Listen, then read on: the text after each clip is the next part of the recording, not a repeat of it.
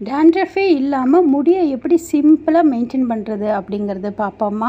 அதுக்கு நம்ம வந்து இன்றைக்கி ஒரு 2 கிளாஸ் வந்து தண்ணி எடுத்துக்கலாம். அதை வந்து அப்படியே ஒரு கிண்ணத்தில் சேர்த்துக்கோங்க. அந்த தண்ணியை மட்டுமே நல்லா வந்து கொதிக்க விடுங்க. கொதித்த பிறகு அதை ஆஃப் பண்ணி அப்படியே கீழே இறக்கி வச்சுடுங்க. இது கூட நம்ம சேர்க்க போகிற பொருள் என்னன்னு பார்த்திங்கன்னா க்ரீன் டீ.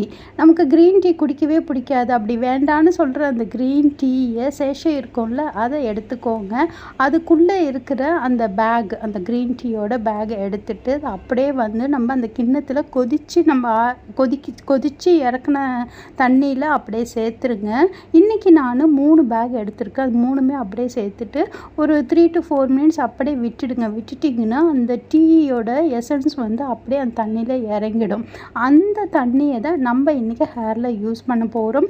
இதை வந்து நீங்கள் ஸ்ப்ரே கூட பண்ணிக்கலாம். இன்றைக்கி எனக்கு டைம் இல்லாததுனால இதை அப்படியே ஒரு மகில் ட்ரான்ஸ்ஃபர் பண்ணிவிட்டு அப்படியே எடுத்து என்னோடய ஹேர் ஃபுல்லுமே நான் வந்து ஊற்றிக்க போகிறேன். உங்களோட ஹேரில் ஸ்கேல்பில் நல்லா படுற மாதிரி நல்லா ஊற்றிட்டு அப்படியே விட்டுடுங்க. அதுக்கப்புறம் நீங்கள் குளிச்சுட்டு லாஸ்ட்டாக வந்து நீங்கள் ஹேருக்கு வந்து நார்மலான தண்ணியை ஊற்றி ஹேர் வாஷ் பண்ணிவிடுங்க. ஷாம்பு யூஸ் பண்ணாமல். இது வந்து ரொம்ப சிம்பிளான ஹோம் ரெமெடி.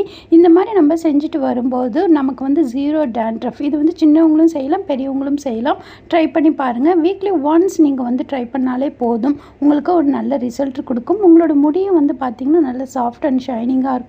கண்டிஷனர் கூட யூஸ் பண்ண வேணாம். பிடிச்சிருந்தா லைக் பண்ணுங்கள். உங்களை இன்னொரு வீடியோ சந்திக்கிறேன். அது வரைக்கும் பை.